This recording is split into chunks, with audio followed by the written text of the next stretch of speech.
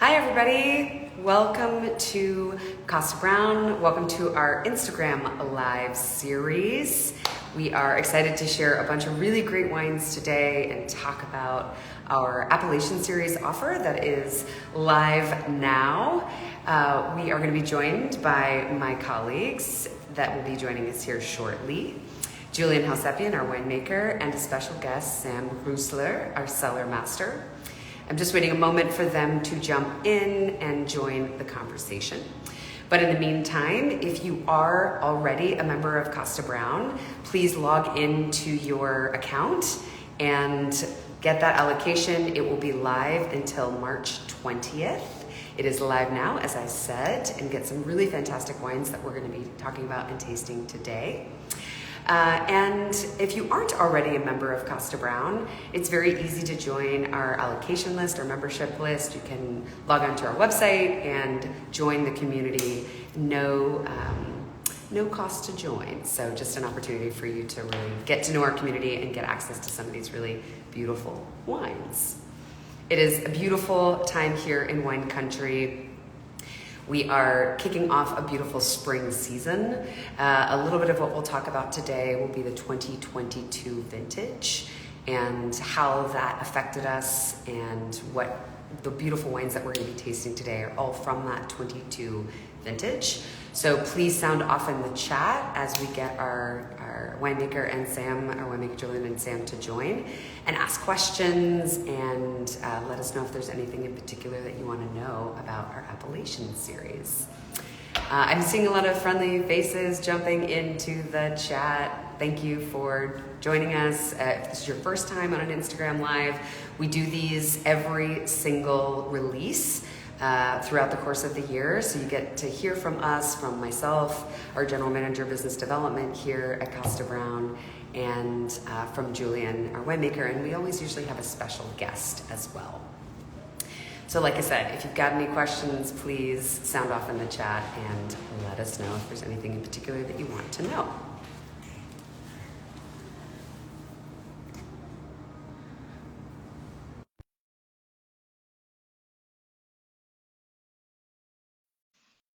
Are you guys in? You coming? There we go. There we go. Hi, Sam. Hi, Hello, Julian. Regina. Julian, Hello. what's up? How are you guys doing? I just had an opportunity to kind of greet the guests that are following along, but I'll take a moment to introduce the both of you again, and we can jump into some really delicious wine tasting. There we go. Get, technical difficulties as always when it comes to Instagram Live. First off, Julian, our fabulous winemaker. Can you hear me, Julian? Crystal clear. I was just reading the German wine collection jumping on, and probably here to support our brother Sam. Yes. Welcome, Sam. Hey, guys. Woohoo! As I was starting to say, Julian, our winemaker, of course, is going to talk about all of our 2022 vintage Appellation series wines that are coming at you now for our Kosta Browne members. And also joined today is our cellar master, Sam Grusler. Sam's been with us for some time now. He has been an integral part of making all of these beautiful wines and bringing them to each of you in terms of what we do in the cellar to make these really special wines. Little known fact about Sam. Sam was a 3 Michelin chef in a restaurant in Germany in the Black Forest. And so I'm also really going to pick on him today to give us some incredible food and wine pairings. Sam, I'm not even going to try to pronounce the name of the restaurant, so I'm going to kick it over to you to tell us a little bit more about your background and talk to us about kind of your culinary journey from restaurants to coming to work with us in the winery. Love that. Yeah, thank you, Regina. Before we kick it off, though, I wanted to say a big shout out and congratulations to International Women's Day today. To you, to Lainey behind the scenes, Tara, right?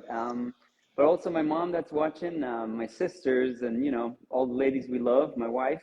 And a big shout out to my 2 ladies in the cellar, Tess and Corinne, that crafting those beautiful wines as well. So that up front.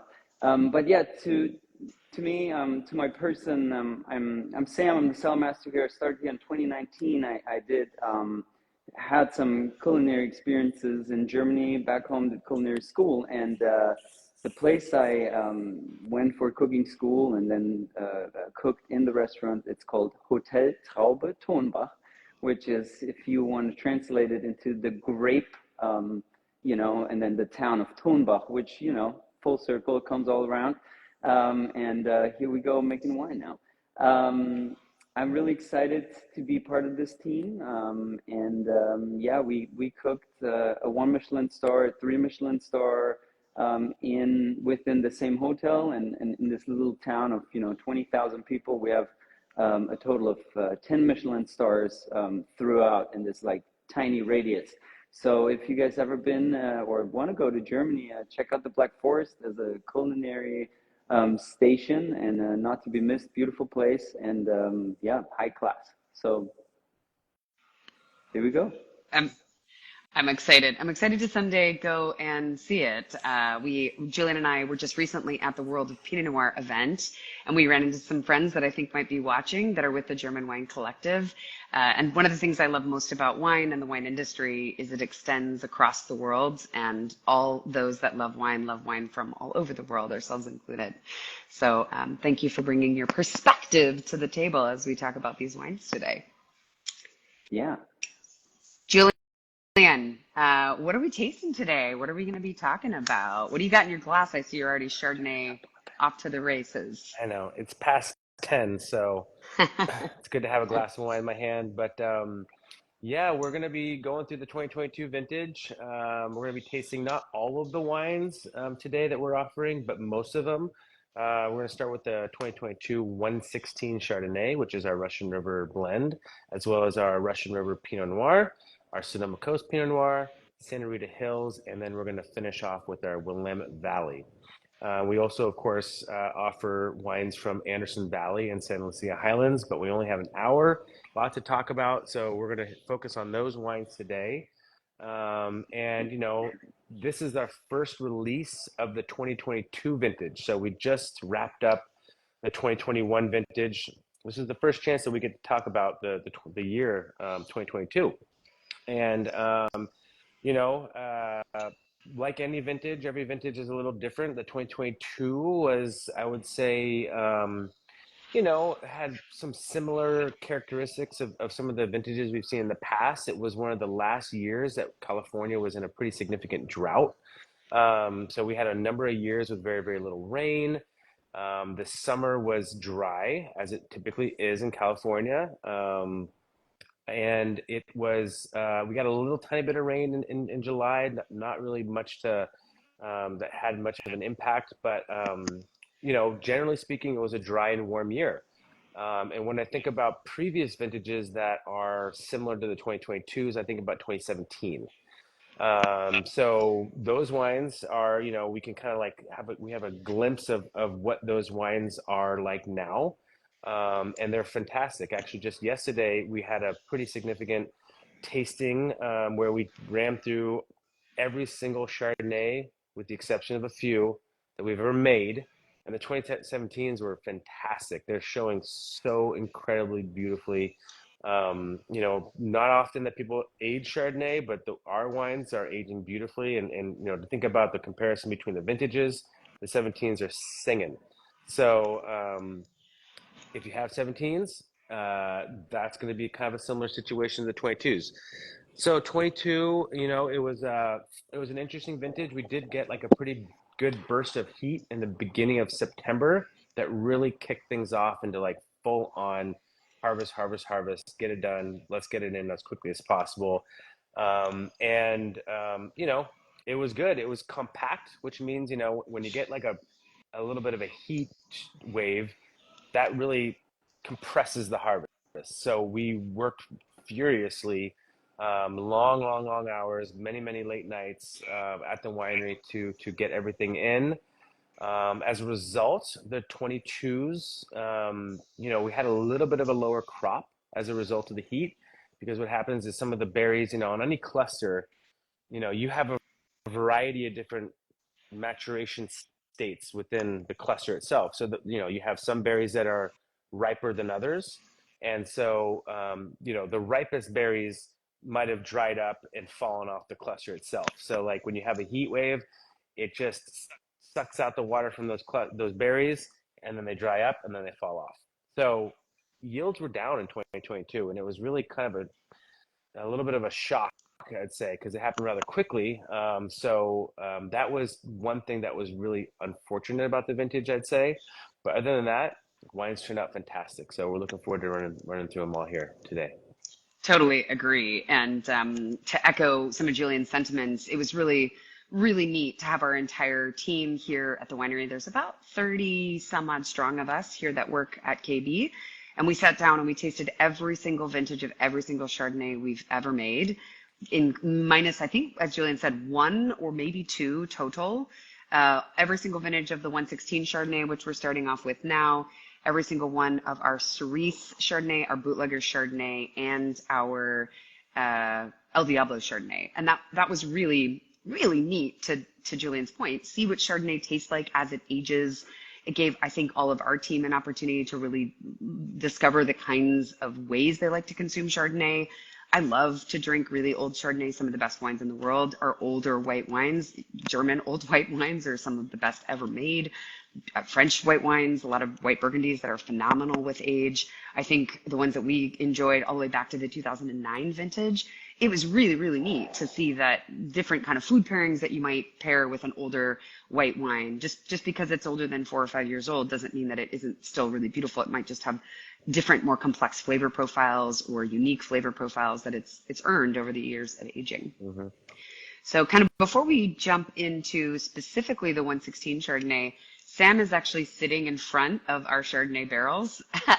So Sam, I'd love for you to kind of reminisce on some of the things you remember from 2021. Maybe talk to us a little bit about kind of what it looks like in the cellar when the Chardonnay comes in, and sort of how we treat it, and how that's quite different actually than a lot of other folks that make Chardonnay. Yeah. Love to say something about it. I think our Chardonnay program is, one of the absolutely hands-on crafted wines. They come in really early in the morning. Everything gets hand-picked, basically at 3 o'clock in the morning. It's on our doorstep here at 7. We weigh it in those, half-ton macro bins. We, lay them out in the cellar, and then we have our interns or ourselves, we jump in and start foot stomp, So that's something that we still do, just to kind of create that like free run juice that we would like to kind of, separate it from the skins, to run straight into the press. That then, before it gets pressed, and that's a little bit of a harsher process, to kind of get that best juice run off right away. So, we lay it out, and we always invite everyone at the hospitality and marketing folks to come over, and it's a lot of fun. We play good music, and we start the foot stomping. After that, we dump it with our forklifts into the press. It gets pressed in a pretty gentle cycle, and then transferred into a tank, basically until it's pressed out to our likings, where Julian and Peter then, do the tastes off to see like when starts, the contact or the press fraction to be a little bit too harsh, and then we cut it. We say, okay, this is it. This is the best, free run juice that we can ferment it. And then we leave it in tank for a day, just to kind of settle off those solids that are after the pressing in the wine. And then we fill it in our barrels, as you see here. And these barrels are usually 60 gallon in size, volume, so 228 liters. We fill them to, about 60-ish%. And then it is important for us, and during the native fermentation, to move these barrels directly into the sunlight, just to give it heat, to warm up that juice that then kicks off that fermentation with those naturally occurring yeasts. And from there on, it goes through its fermentation cycle. That's when Julian gets really excited to like sniff all the barrels and check them out, and every day, and we have to be on it to move them in its right position. And once they are, done with their primary fermentation, we fill them up, and then they go into a room, and that's where secondary fermentation happens. And some of our Chardonnays that you see in the background are still not dry. So secondary fermentation or the malolactic fermentation is kind of still, going slow, kind of hibernating yeasts over the winter time. But then now springtime hopefully comes up, and we're gonna get all these beautiful wines dry, and that's what you see in the background. So exciting. And that's one thing I really like to point out. It's very uncommon to do fermentation in barrel. It's far more common to do fermentation in tanks. And so, Julian, I'd love for you to speak to that a little bit, your decision to do that, and then maybe use that as a way to kind of start talking about our first wine. Yeah, well, Chardonnay and barrel, I think they kind of go hand in hand, right? I mean, some varietals very clearly do not work well with oak, and Chardonnay, in my opinion, is definitely, especially in Russian River and throughout most of California, it goes really, really well together. We do a little bit of stainless steel fermentation, but generally speaking, not really too much at all. I think this year we had zero. But basically, what happens is, what makes it very interesting and very labor intensive, and it's kind of part of the fun, I'd say. It's also a lot of unnecessary stress at the same time. But the barrel fermentation native is basically, if you have, say, to make things simple, 450 gallons of juice that you've got now, attained from a press, that gets spread out into 10 different barrels, 45 gallons per barrel in 60-gallon barrels. So there's a little bit of space in there. You now have 10 different fermentations that you have to manage because it's native, and new barrels might ferment differently than used barrels, and two different types of new barrels might be fermenting different from one another. And a barrel that's been used twice versus 3 or 4 times will ferment different. So basically, you have 10. It's like a little horse race. 10 barrels that are all starting kind of at the same time, but then they all take their own direction, and then they all, that's true for the course of the entire life of these wines. Is that they finish at different times. They speed up and slow down differently based on the temperature of the barrel. You might have a barrel that's like, you can see Sam behind him. The barrels at the top are going to be generally warmer because the hot air is warmer. The room itself is warmer at the top. So you get all this variation, which makes it difficult, but also makes it a little bit more interesting. So you get the nuance, you get the complexity, you get the je ne sais quoi from the wine when you have a little bit of variation occurring across all these different barrels.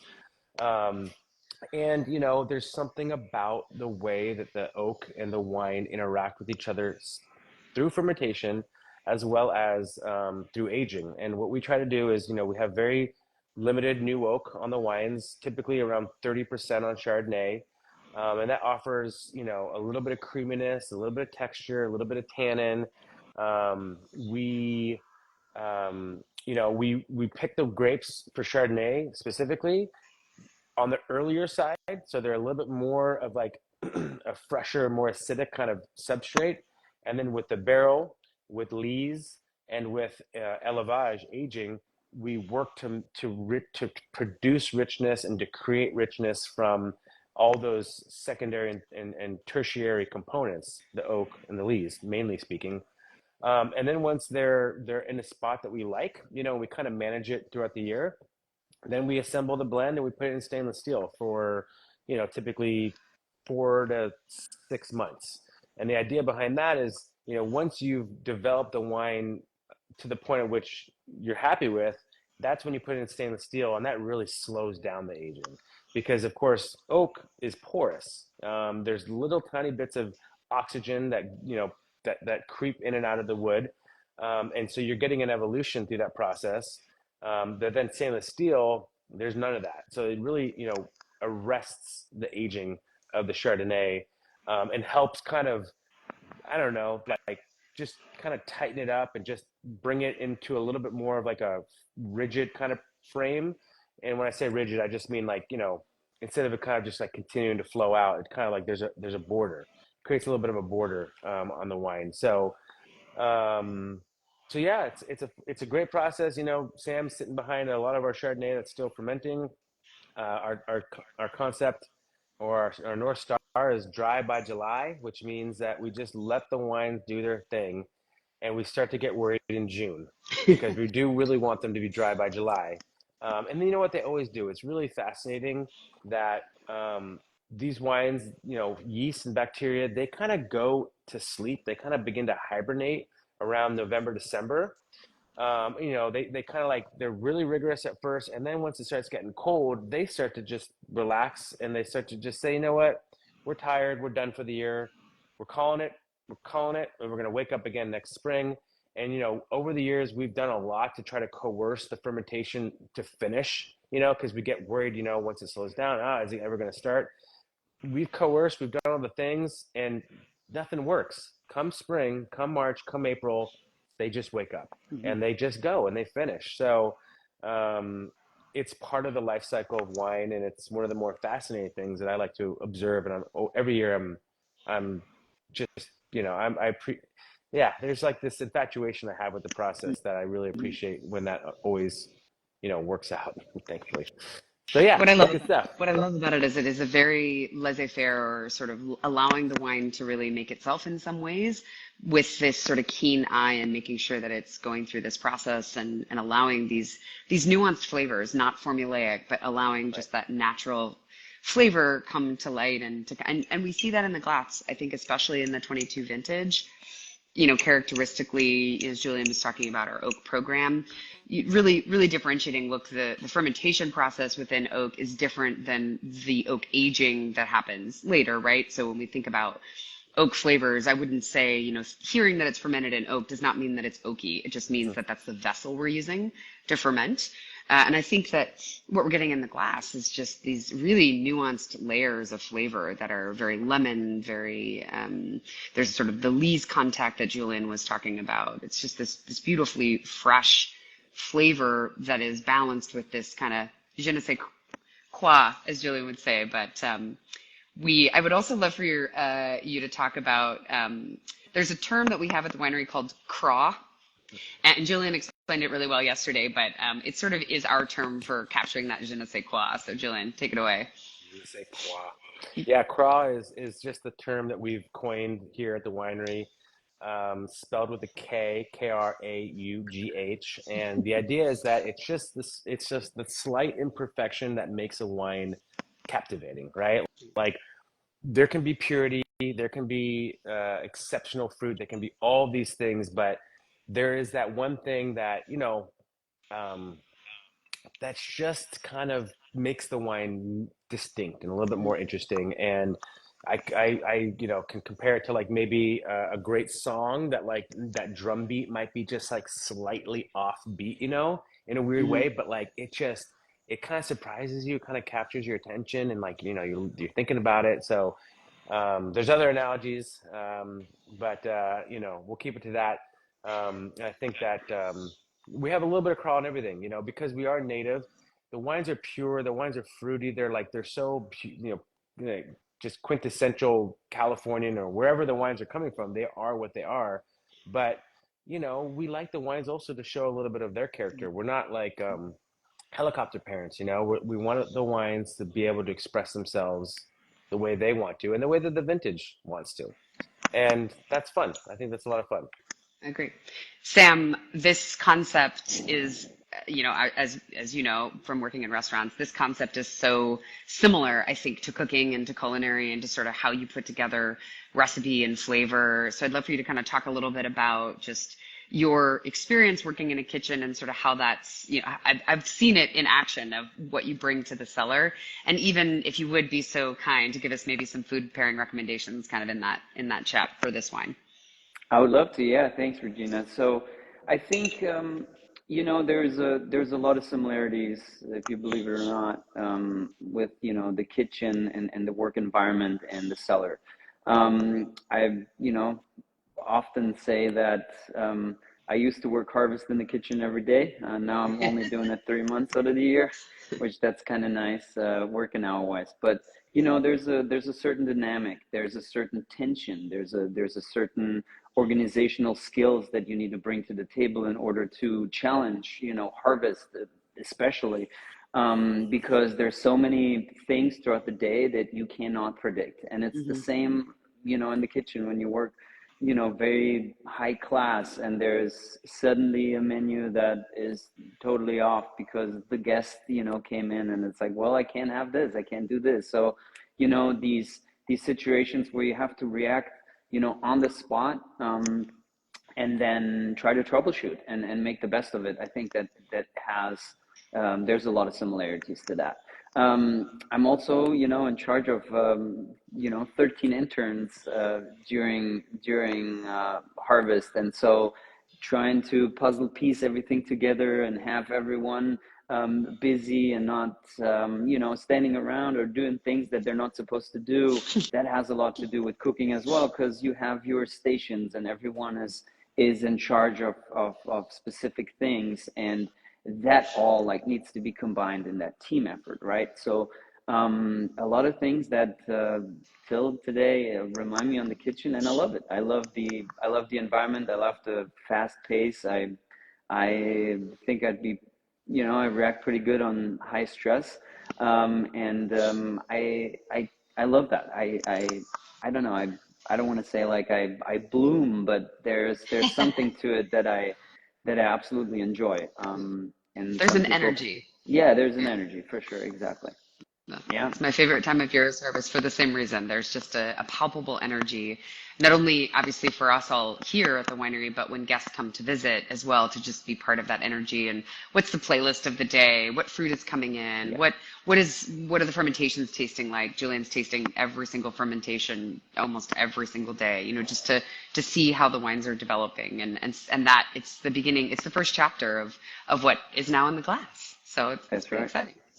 All right, Sam, what would be your food pairing recommendation for this Chardonnay? So, I thought a little bit about this, and I think the nice thing about this release, it falls right into the spring, and the spring is one of my favorite times of the year.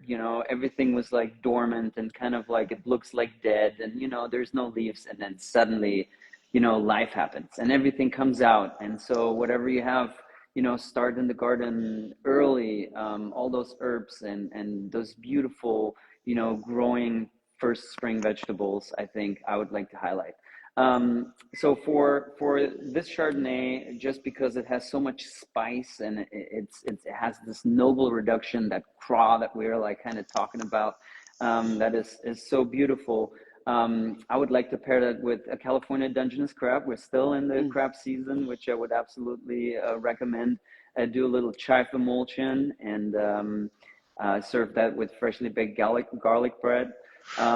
If you want to go a little bit more, on the fish side, which pairs beautiful with our Chardonnays, a blackened lingcod, like nice dry herbs and spices, on top, just covering that lingcod and throw it on the grill, real quick.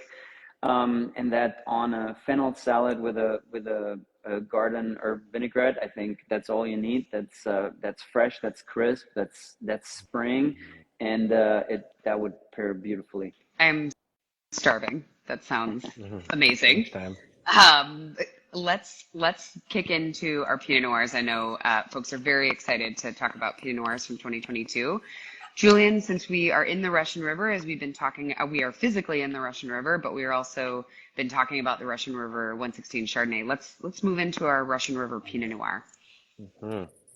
Yes. Well, Russian River, it is our backyard, but I really do truly love this wine, year in and year out. It's so just gorgeous. It's brown, it's pure, it's got fruit, it's got like all the things. And it's really, really incredibly balanced. It packs a punch. I mean, this is like, you know, this is California at its finest. Fruit is our main attraction, right? I mean, that's what it is. We got plenty of beautiful sunshine, warm climate, and it works really, really well. We happen to be super close to the coast, of course, so it's not like it's just dry and hot all the time. We've got this really incredible interaction between the coast and the cooling effect that the Pacific Ocean provides. and the interior warming effect, and we're right on this like edge where we get the best of both worlds. And so in Russian River, for whatever reason, it's just creates wines that are just that much more profound. They just have that much more depth, that much more concentration, and I think they're beautiful year in and year out. For me, at least, that's kind of my go-to, the Russian River Pinot. I like all of them, and we're going to talk about all that later, of course. But the Russian River, I think it's just because it's probably the most concentrated. It's got um, elements of having some of the darkest fruit. It's not necessarily the darkest, fruitiest wine, but it's got a lot of the dark fruit, but it's also got a really bright tone too. So you have this beautiful fruit component, and it's just pure. And so this year, turned out really, really good. It's also the first appellation to ripen. So, we're working with up and down all of California, as well as Willamette Valley. Um, and it is always the first appellation to start. So there's a couple vineyards that, it's like clockwork. Treehouse Vineyard, Juicy Ranch, Moonshine. These are always the first vineyards to come off the vine. And sure enough, what that means is, they get nice and ripe, but they've got all that freshness and energy, and you have the entire winery to work with. It's just like, which tank should we put these wines into? So you see a lot of concrete, a lot of wood, and yeah, I love them. So Russian River turned out excellent again this year. You can count on, a deeper style wine, beautiful pure fruit, super well balanced. Um, another good year for Russian I River think Pinot. there's so many incredible Russian River Pinot producers now. I think one thing that makes us somewhat unique, our vineyard sources are very specific to exactly terroir placement. For some of the folks on the call that are familiar with the Green Valley, a number of the vineyards are within the Green Valley, which is yet an even smaller, cooler growing region, which I think as we talk about the world of wine now and going forward, I think where your vineyard is located and how it is protected from weather and heat and everything else is imperative as we look at climate change and what that means in wine growing especially. And one vineyard in particular that I know is near and dear to Julian's heart that makes its way into this wine is the Kiefer Ranch. Julian actually lives on the Kiefer Ranch vineyard. So your personal connection, I would imagine, for you, sir. A little extra, A little extra love. eyeballs on the vineyard. Let's put it that way. I love it.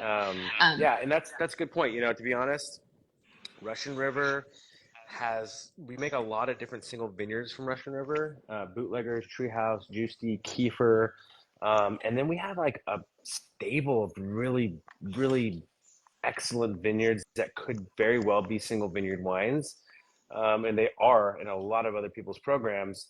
And so, when you make a single vineyard wine, we always have, let's just say 20 to 30% uh, more wine than we produce for the single vineyard. So it goes into the Russian River. So when you think about all these insane vineyards, Treehouse, Bootleggers, Juicy, Kiefer, that all flows into Russian River. And I mean, those are some of the best vineyards in California. And to think that this is also a big part of our Russian River wine, I mean, that's pretty exceptional. So a lot of really, really good vineyards are going into our Appellation blend. And I think that really sets us apart as well. Sam, I'm going to continue to put you on the spot for food pairings because my goal by the end of this is to be so hungry that I'm just going to eat everything I can see. Okay, perfect. Talk to us a little bit about the flavors that you get. I think some of the folks that regularly listen to our Instagram lives kind of understand my palate and my flavor descriptions as well as Julian's, but I'd love to hear your perspectives on kind of what you taste and then how you would pair that with food. Yeah, I think Julian nailed it. There's dark concentrated, fruit, on the palate right away. But it's not like overpowering. It's not like, dark and blue. It's there's still that freshness to it. There's definitely fruit as the highlight focus. And I love that. And I think the Pinots that we create in the Russian River, they're just so spot on. And I would love, for me, to have a piece of red meat with that. I know that some folks say like, oh no, like for red meat, you do need, a bigger wine, bolder wines. But I think our wines are just, beautifully right in that spot.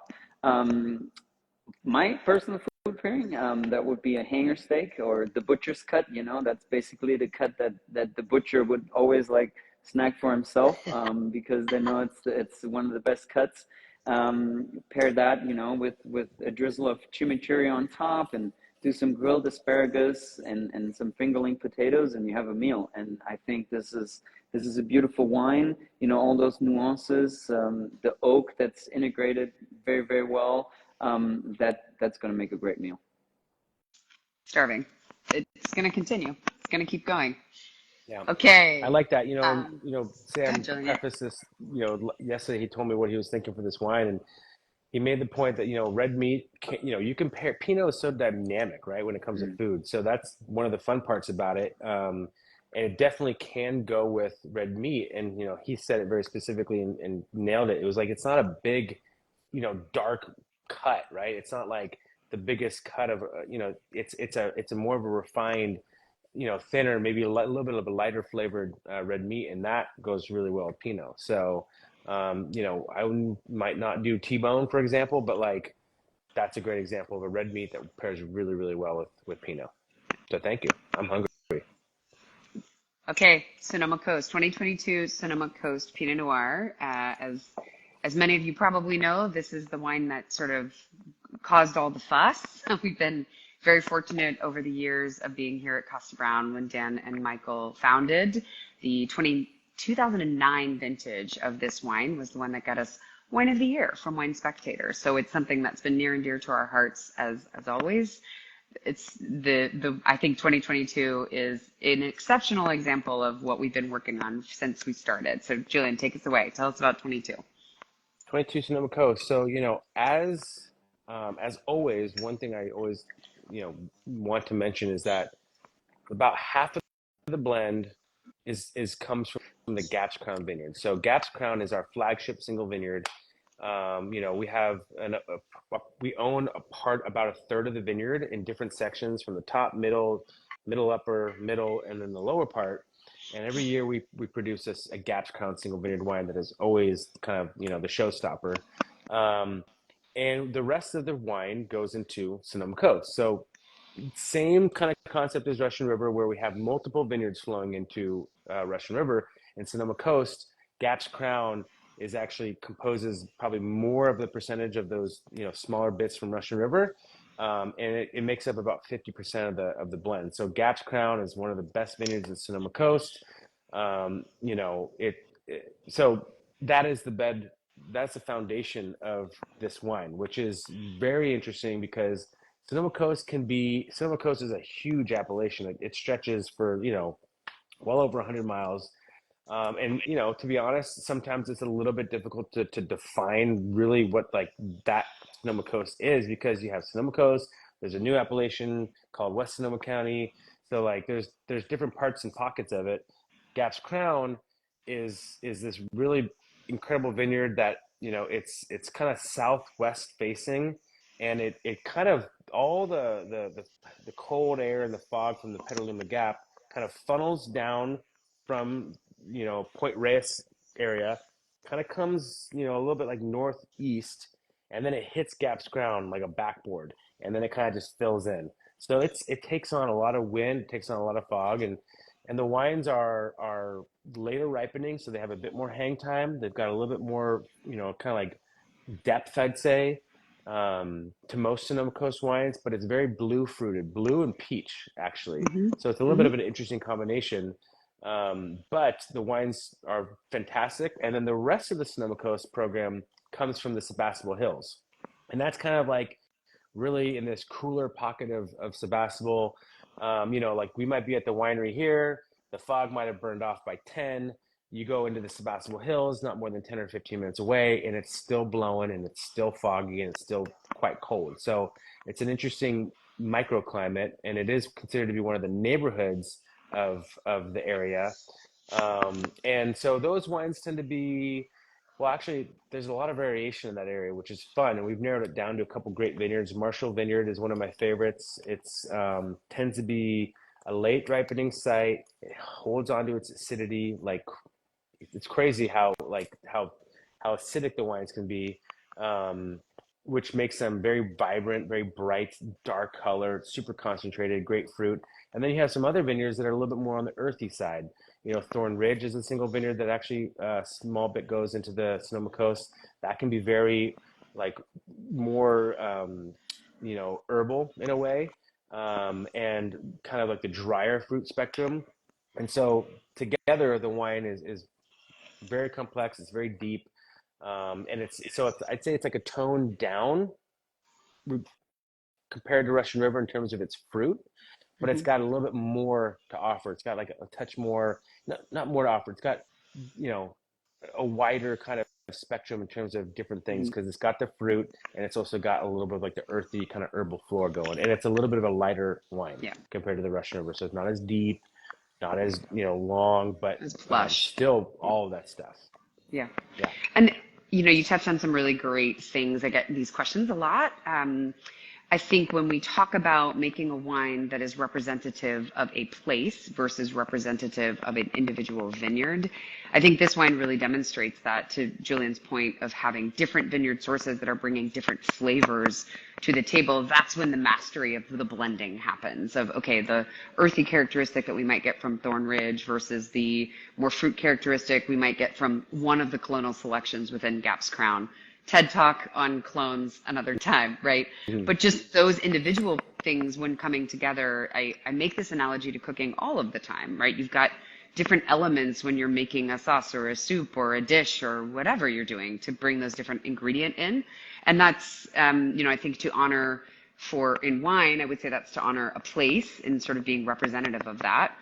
And also for us, those vineyard sources, all of which are within 20 miles of the Pacific Ocean, that's an incredibly important piece as we talk about making sure that the fruit stays fresh and vibrant and it maintains that acidity, doesn't get sunburned, doesn't get overly ripe. It allows it to develop complexity without getting stalled by Mother Nature. So with that segue, Sam, tell us a little bit about kind of maybe that analogy. Do you agree? Do you disagree when it comes to cooking? And then, what would you say in terms of pairing and flavor? Yeah, I would totally agree. I mean, I wanted to highlight also the Gaps Crown Vineyard as like one of the absolute stunning sites, right? When we go up there, Agreed. it's a relative high elevation. You're overlooking entire Sonoma County, and you can almost see. I mean, there's a little bit of hill, so you can't really see the ocean, but you can see the fog rolling in, and it's an absolutely stunning sight. To me, like Sonoma Coast always has a little bit of that rustic flair to it too, and I get a little bit of orange peel and maybe grapefruit peel, so like something that's like very juicy, but like Julian said, it's herbal. It's not herbaceous. It's not like overpowering in herbs and mushroom flow. And we get to another wine where I would put that analogy to it, but there's a certain rustic, feel to the wine, and you can tell it has a long finish. It's one of my favorites in the Appellation series, and I love it. Well, my pairing with me being kind of like seeing that like rustic and orange peel notes, I'd love to pair duck with it. So a duck breast with a Grand Marnier sauce, which is like an orange liquor, almost like a duck à l'orange,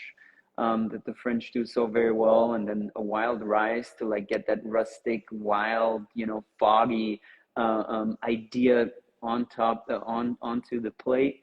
And then just have roasted spring vegetables, like carrots, beets, radishes, parsnips, and just mix that up with garlic, cloves, and salt, pepper, and just roast them on a sheet pan, and just get those brown bits out. I think that would be a very good meal with this wine. If I have to mute, it's because my stomach is growling because this sounds so delicious. Sounds amazing. Let's take us down the coast, down the California coastline, almost 400 miles away, Julian. We're going to go to the Santa Rita Hills. And I think that's such an important thing to point out. Those of you who've been following our Instagram lives for some time, we often talk about the diversity of terroir or place and climate and soil that for each vineyard that we work with, and especially within different regions.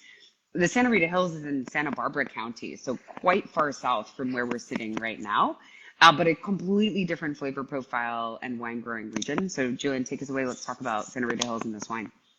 Yeah, so as Regina mentioned, Santa Rita is actually despite it being the furthest south and the closest to say Los Angeles, where it's much warmer down there.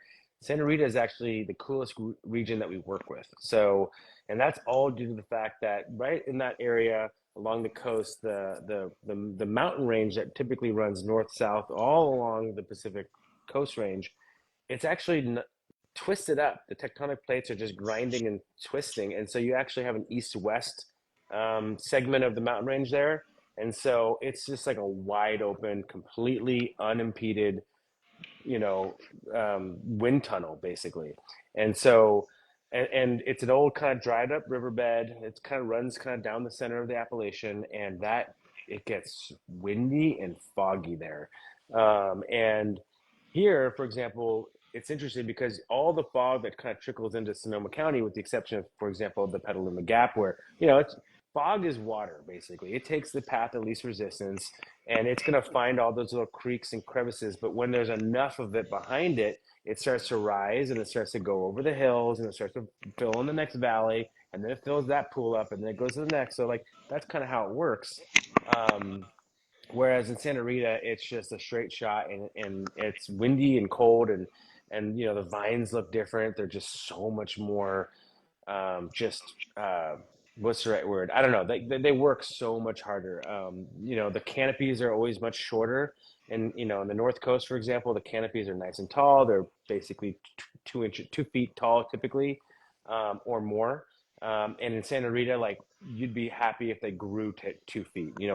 Typically more like 18 inches, just because the wind just dries the vines out. It takes leaves off. It just makes it very difficult. So you end up with a little bit more of a kind of red fruited wine, a little bit more acidity, a little bit fresher, a little bit lighter in style, plenty of depth, plenty of concentration. When you have windy sites, the skins tend to be a little thicker. So you actually get, that concentration and that fruit complexity from the skins, of course. But when you have thicker skins, you just get a little bit more of it. So you're not like, missing out on any of that due to the wind. But yeah, it's just like a little bit more of a lively, fresher wine. I was in, I guess, Michigan last year, and we were tasting these wines with a buyer, and he was like, "Okay, the Santa Rita is the wine that I want people drinking on the deck and a sunny day for lunch." And Mm-hmm. Russian River is more of like a dinner wine. It's more of like that's kind of. I mean, you could obviously drink Russian River in the sun as well, but like when you have the choice, I think the Santa Rita wine is a little bit more refreshing, Mm-hmm. and it's perhaps more suited for a warm day, for example. Um, and again, we're talking Pinot, so Russian River fits into that mold too. But trying to kind of you know make the differences between the wines relatable, that would be my comparison. Mm-hmm. I So would agree. yeah, and Santa Rita, all the fruit gets picked, starting at like a little bit earlier in the night, probably starting around 11 or 12 o'clock at night, because they need to be done. The fruit needs to be on a truck by like 3 in the morning, and that way it can get it up to Sebastopol the same day, and we can harvest it and process it. So it all gets picked, kind of in the early hours of the night, gets brought to KB, and then we make it here. I would agree with you, and kind of commentary on the slightly thicker skins. I do get a really lovely integrated tannic structure in this wine that's actually, I think, coming from those skins, and a little bit of whole cluster, and some other elements that I think create this beautiful structure to the wine, but has this bright, fresh acidity and has those really beautiful red fruit characteristics. In the summertime, I've been known to chill this wine a little bit, maybe not even in the freezer, but throw it in the fridge for 20 minutes. It has this really kind of bright, it allows some of those kind of fresher flavors to evolve, and it's just really, really quite pleasing in my opinion. Yeah. Sam, what are your thoughts on flavor, pairing? I love the Santa Rita growing region. We went down there last year with the team to check out the vineyards, and besides it was a whole lot of fun. It was also very educational just to see the different sites. And as Julian mentioned, those vines, they just get beat up by the wind. Hmm. It's like someone turns on at like noontime a gigantic fan, and then it just blows and blows. And you would be surprised. You go to these vineyards that we work with, and you would be like, oh, are these wines are going to make a good wine? And when we get them into the winery, and as also Julian mentioned, the logistic that comes with it, right? To pick them, basically early at night, and then truck them all the way here. Sometimes we wait till 7 or 8 p.m. on the truck to unload, to then be processed, and those are long days. But that these grapes, they come in and they're a little bit smaller and they're thicker, like on their skin, and you wouldn't think that they make this elegant of a wine. And that's what I love about it. It's they come in, we process them. We do a little bit of different things on the processing line to not lose those small berries, so like those grates of the shaker tables we cover to make sure that all those good small sweet berries are coming into the wine, and that they make it. And then you craft this wine, and you have that concentration, and you have the fruit that is so highlighted and so beautiful. And yeah, being there, and you overlook the Santa Rita Hills, and you be in this Santa Barbara County. It's just stunning, like these high elevations of those vineyards of Mount Carmel and Rita's Crown, and all this is absolutely phenomenal. My food pairing with this, and I'm gonna go back to a red meat cut that's not as deep and rich, but a classic filet mignon, with a red wine onion compote, chopped up and like braised, and like kind of let it go, and you make a little, draw a little sauce out of that, drizzle that over it, and then you do a morel risotto, which is one of my favorite things. That mushrooms that come out, it's just so fresh, and morels are definitely available in the springtime as well. So I hope you guys are hungry. But Sam, Mm. we have had the benefit of Sam cooking with us here in the kitchen where I'm sitting, actually, in years past. And after today, I may have to really, really, really make that happen again, Okay, Sam. okay, These let's do berries it. sound incredible. I'm Well, excited. so we'll stay tuned. Stay tuned, but we'll make that happen. Okay, last wine of the day. We're leaving California. We're going to Oregon. Welcome to Oregon. And just a quick sort of commentary, right? We as Kosta Browne, we say this. I think all three of us would say this. We are truly obsessed with Pinot Noir. And when you think about where the most incredible places where Pinot Noir is grown in the world, obviously here in California, we also make wines from Burgundy, which we had the opportunity to do. We'll talk more about those later in the year. And Oregon is, the Willamette Valley is iconic. It is absolutely well known for some incredible Pinot Noirs, actually on roughly the same parallel as Burgundy. So incredible, great growing region there as well. So the chance to work in that area and to work with some pretty talented folks and vineyards and some really famous vineyards has been really neat to be able to expand that completely different flavor, completely different terroir of wine. Talk to us about it, Julian.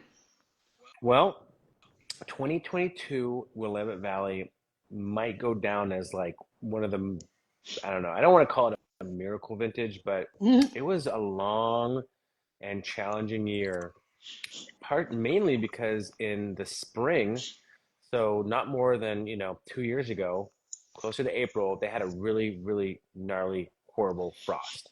And frost is one of the vineyard's biggest risks at the beginning of the season, because what happens is, you know, in the springtime, once the vines basically just barely wake up, they have very, very short shoots. So that's like, all the vines are basically beginning to grow. And, but it's also kind of early in the season. So it can still get pretty cold at night and in the morning. And so when you have a frost, that means that the temperature of the air is below 32 degrees for, a couple hours. And that can basically freeze the green tissue of the shoot, which causes it to crack, which causes it to die, like just fold over and die and wilt. And so these buds were like not even the size of a fingernail, basically. And but they were awake and they were green and they had started their life cycle. And the frost came in and it wiped out everything. And we were, I mean, this was like one of the worst frosts I think in like 40 or 50 years. It was really, really devastating. Everyone didn't know what to do because, you know, it doesn't happen very often. It's not like Burgundy where it happens every 2 or 3 years to a certain extent. You might get pockets of frost here or there. Willamette, I mean, it's been a long time. So it was really, really challenging. Not many people knew how it was going to go. Followed up with a long rainy season. So there was a couple years, a couple weeks of dormancy where like nothing was happening. And so people were like, is anything going to grow at all? And then they got some nice warm weather in June, July. The buds, you know, the vines really took off. And what made it actually the miracle part of it, it was that Oregon is, you know, it's a colder climate than it is in California. The daytime highs in the summertime and in the fall are actually can be warmer than what we deal with here. But the difference is that their season ends sooner than ours, right? Like they have rain events or weather patterns that basically end all agricultural opportunity in the late fall. And so, ironically, well, not ironically, but perhaps you know conveniently, our vintage was kind of a short and fast and a little bit warmer. So we were like kind of wrapped up by the end of October, excuse me, the end of September, and that's when the Oregon harvest was beginning. But the problem was that nothing was really quite ready yet. So, and then in the 10-day forecast, there was this big storm just sitting out there, and every day you know, it just sat 10 days. You look at it again the next day, it's still 10 days. You look at it 2 days later, it's still 10 days. So it never really tracked the way that they thought it would. And for the first like 2 weeks of that storm being on the forecast, it was, it would not have ended well because it was a big storm and the grapes weren't ready. And what ended up happening is it just sat out there for probably, you know, another 10 days or so, and the grapes got ripe, and everyone waited, and everyone waited and waited and waited. And then when it was like within 7 days, everyone just like had everything penciled out. Like I can do 40 tons today, 30 tons tomorrow, 50 tons that day. Like basically like maximizing throughput, maximizing capacity. And everyone picked at the very last like 7 to 10 day window. And the wines turned out ripe. They got there, and like everyone was stunned. And I was um skeptical at first, you know, because like everyone was so excited that the grapes got ripe, and I'm like, yeah, but you know, it's a difficult year. Like, let's just wait and see. Mm. Let's wait and see. And that just kind of continued. You know, I tasted them. I was going up there and tasting the ferments. I'm like, yeah, they taste good, but I just kind of want to wait and see. You know, I'm not gonna celebrate this vintage quite yet. And every time we tasted them, it was like, dang, these wines are good. And they turned out fantastic. So it is truly a remarkable, remarkable vintage for Oregon. You know, they ended up actually getting like quite ripe. So I Mm. really like this one. I think if I had to compare it to 21, I actually would prefer the 22.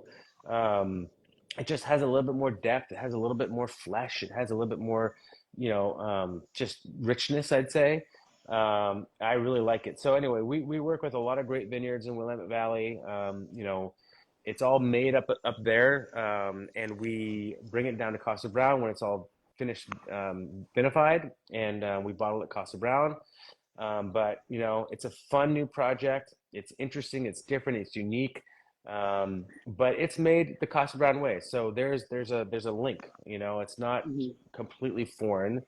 There's definitely a connection between the California wines, but they are true to Willamette Valley. I mean, that's the thing that we do. We respect the area, we respect the vineyards, we respect the appellations, but we make it our way. Okay. And I think it turned out really good. So if I had to describe the Willamette Valley, I would say typically there are going to be a little bit more tannin, so they're going to have a little bit more texture.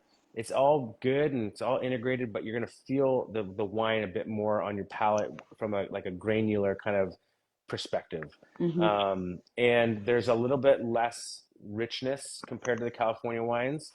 There's good acidity, balanced wines, a little bit less fruit, coming out of the glass. It's still beautiful fruit, but it's like maybe it's more of a mixture of fruit and herb and like all the different characters that you get. So whereas I think California is definitely, no matter what appellation we're talking about, no matter what wine we're talking about, it's always going to be a minimum 80% fruit as like the predominant feature of the wine. Whereas this one might be like 60-40. Hmm. Whereas fruit's going to be the main deal, but it's going to be balanced and paired nicely with other characters. So really nice wine. Very, very pleased.